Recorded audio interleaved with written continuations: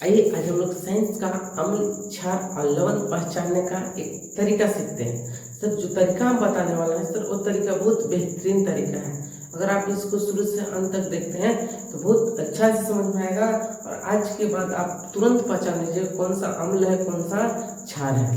समझिएगा, यहाँ से हम इधर वाला यहाँ से ये दोनों जो है वो सर अम्ल है, ये दोनों आपका क्षार है। यहाँ पहला पॉइंट हम लिखते हैं क्या कि जिसके शुरू में H या डबल O के साथ H हो तो उसे क्षार होता है। क्या लिखे हैं कि जिसके शुरू में H या लास्ट में डबल O के साथ H लगा रहेगा तो वह क्षार होता है। जैसे में हम लोग सरकार लिखा हुआ फॉर्मूला सब मान लीजिए सपोज याद नहीं है तो एबीसीडी आता है, फिर तो यहाँ से आप देखिए शुरू में सभी में H लगा हुआ है तो ये सभी के सभी से क्या चीज है, अम्ल है। और रही बात डबल ओ एच की, तो डबल ओ एच यहाँ पे है सर, यहाँ देखिए यहाँ पे है, यहाँ पे है, ये सभी के सभी क्या चीज है, अम्ल है। जब ये सभी के अम्ल है तो सर यहाँ से एक तीन को यहाँ दिख रहा है, ये तीन जो है सर, ये तीन ना तो एच है ना डबल ओ के साथ एच है। तो हम आपको बताए थे, अगर नहीं जान रहे होंगे तो जान लीजिए कि जो अधातु होते हैं, अधातु के जो ऑक्साइड होते हैं वो क्या होते हैं, वो अम्ल होते हैं। जैसे में आप घर पे अगर खाना वगैरह बनने के लिए सब्जी वगैरह आता है तो सब्जी का जो छिलका होता है वो क्या चीज होता है, फेंक देते हैं।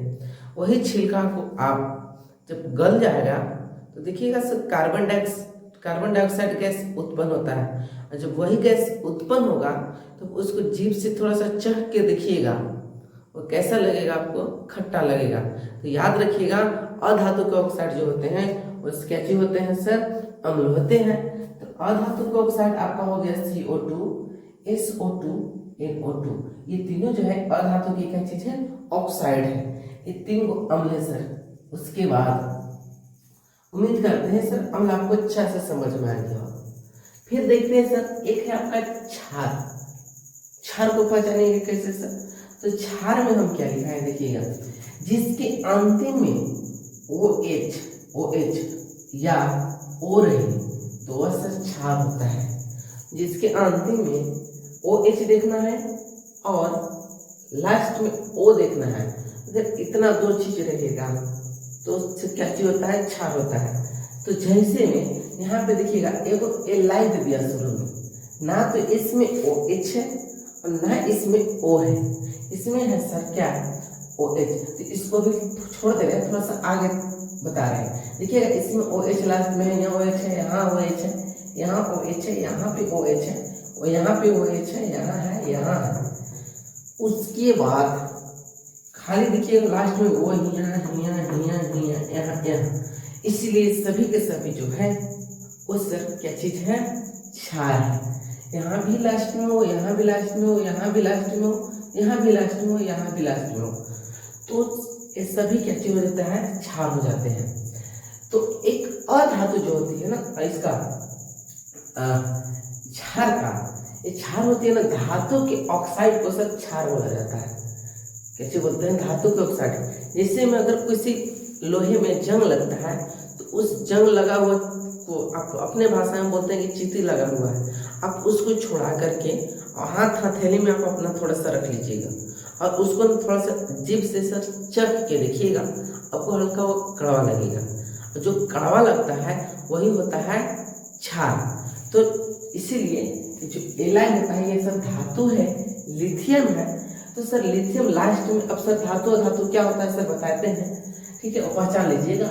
एलाइ जो है सर, एलाइ ये धातु है, ये धातु के ऑक्साइड जो होते हैं वो क्षार होते हैं, इसलिए ये भी क्या हो जाएगा, क्षार। उस टाइम से हम धातु अधातु कर रहे हैं। अगर आप लोग नहीं जान रहे तो समझिएगा धातु में देखिएगा 5 आते हैं, सोना, समझिएगा अच्छा से कैसे आता है, सोना, चांदी, लोहा, टीन और तांबा।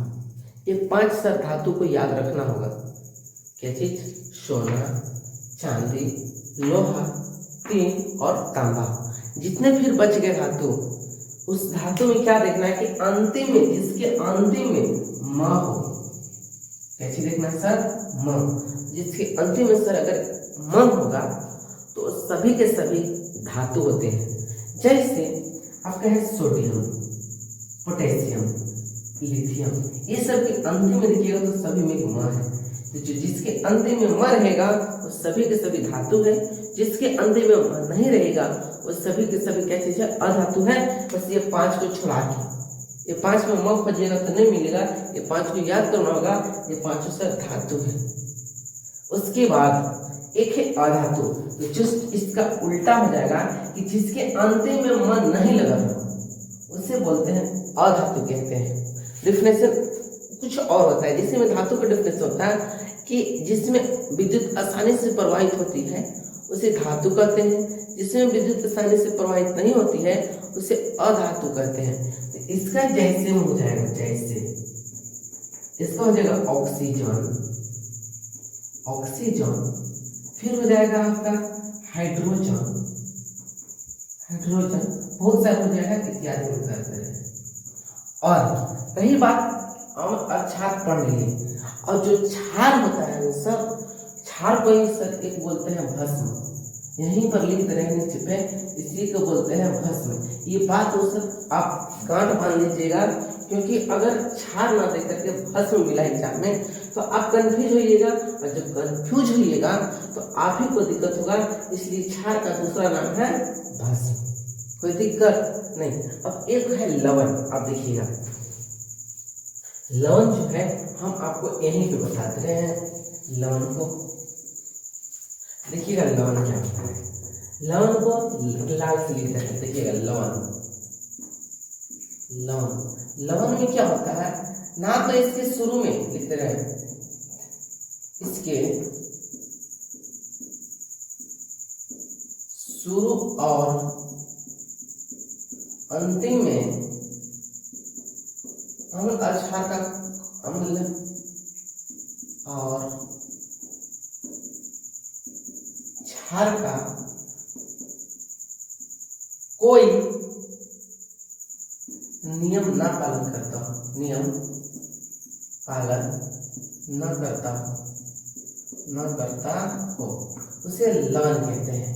जैसे अभी हम आपको बताए थे कि अम्ल क्या है कि जिसके शुरू में H और लास्ट में डबल O के साथ H हो तो वो अम्ल होता है।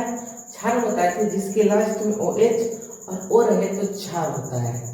तो लवण क्या होता है? तो लवण का एग्जाम्पल जो दे रहे हैं ना सर, इसके शुरू और लास्ट में सर OH और डबल O के साथ H, ये सब आपको देखने के लिए नहीं मिलेगा। जिसमें मिलते हैं NaCl, NaCl देख लीजिए ना, इसके शुरू में H है ना लास्ट में H है ना सर O है लास्ट में ना शुरू में, ये होता है लवण होता है। तो हमने पूरा अम्ल क्षार लवण बता दिया। अगर आपको वीडियो अच्छा लगा होगा तो आप वीडियो को जरूर शेयर कीजिएगा, ताकि आपके भाई बहन दोस्त यार पढ़ सके। मिलते हैं फिर नेक्स्ट वीडियो में, तब तक के लिए क्या चीज, जय हिंद सर।